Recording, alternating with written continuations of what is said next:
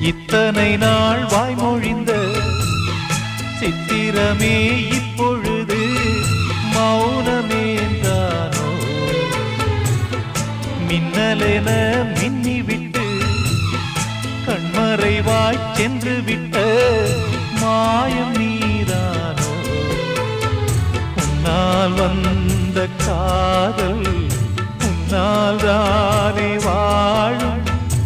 என்னை நீங்கி போனார் உன்னை சேரும் பாவம்.